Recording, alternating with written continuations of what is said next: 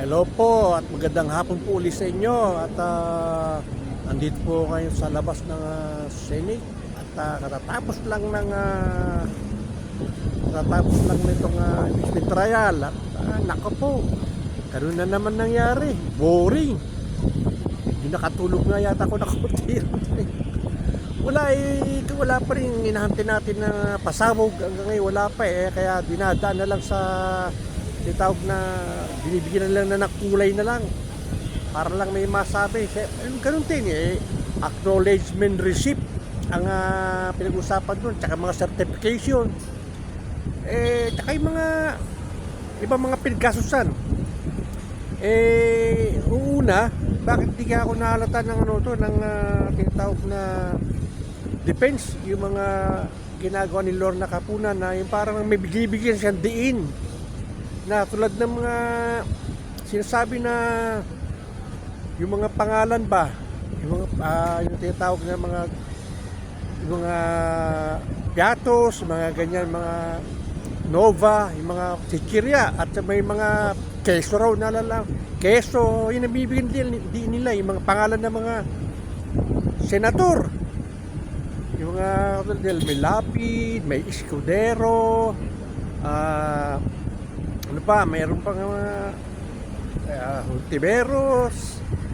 Bibigyan nila ng diin pero napapaya na lang tuloy itong ibang senador. Hindi naman sila natatawa ron sa patawan ni Lorna Kapunan Ibang bibigyan din para bang tuloy naalala tuloy ng tao. Ito mga binanggit yan sa ano may mga resibo rin sa flood control.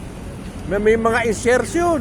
Mga ganun tuloy nangyayari. Meron pa ba mga parang Heart Evangelista pa, hindi, Heart Santiago at saka yung Umpango, Diyos yung Umpango, ano yan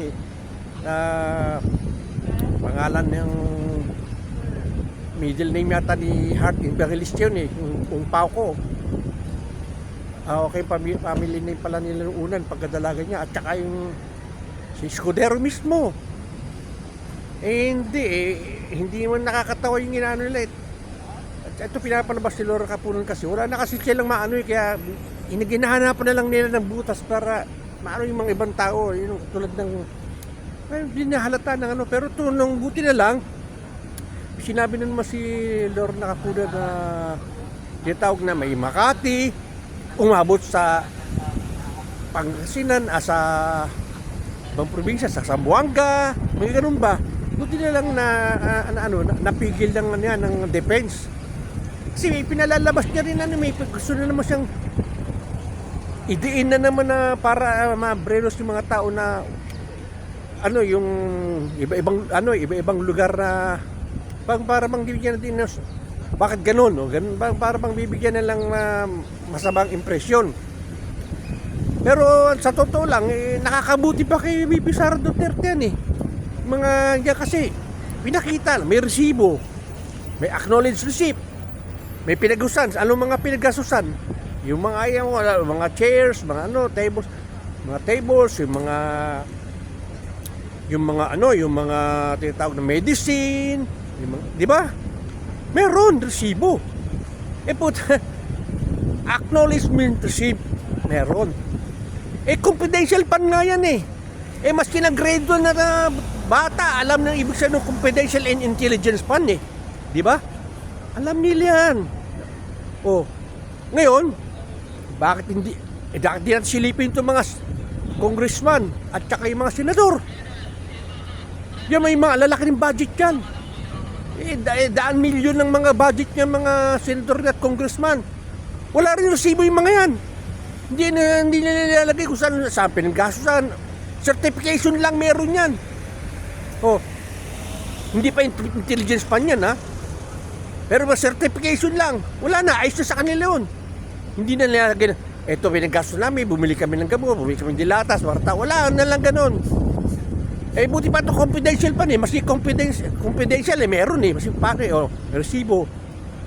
Ibigyan nila na masama yung mga walang may pirma lang pero walang pangalan, lugar lang ng pinagbigyan. Confidential pa nga, hindi pwede sabihin. Maski naman wag lang tutusin, maski wala namang pangalan talaga yan. At least merong acknowledgement receipt. confidential nga eh. Ngayon, magkakaalaman yan sa ano? Sa bukas. Ewan ko, baka mataranta na naman ito na naman tong witness neto si ano. Kasi sinabi siya eh. Ewan ko lang, hindi ko lang sabihin sa inyo ngayon kasi baka magkamali ako. Basta't bukas, ano natin, sa cross-examination. Mabalik tayo rito bukas. At saka, may usapan din dyan eh, dapat, sinabi ni majority leader na si Senator Zubiri na dapat hapon na lang natin ganapin niya ulit. Ibalik sa hapon, alas 3 ng hapon hanggang magdamagan pa tayo rito. Sabi ganun. Kasi nabibitingin, halata niya, nabibitin na rin, di ba? Walang nangyayari, puro yun pa lang, tapos hindi makapag-cross kasi ang haba-haba ng ganyan mga ilang libong ano yan, pero kaya ginawa hapon para may makano kagad yung counter kagad para hindi abutin mo ng hapon yan kaya. Tsaka isa pa nakakatulong din sa prosecutor kung gusto nila ng prosecutor na mga pabilis. Makakatulong din yan eh hapon, mas hanggang gabi tayo. Kasi ito sa umaga alas 10, limitado oras eh. Tapos kanila nakakain lang nila, tapos sasabihin nila baka bandang uling yan eh ang magdi-delay tactic dyan, yung defense. Gusto nilang madaliin eh.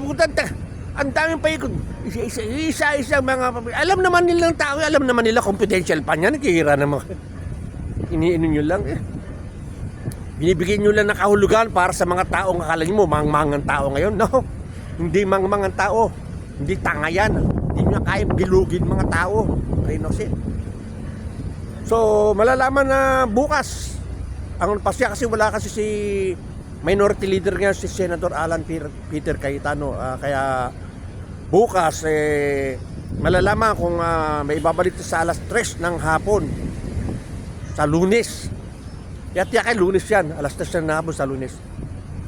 So hanggang dito lang muna po ako at maraming pasalamat sa nasa labas kasi ako ngayon at ano rito sa loob kasi ingay eh. Kaya hindi ako makapag-vlog ng gusto ron.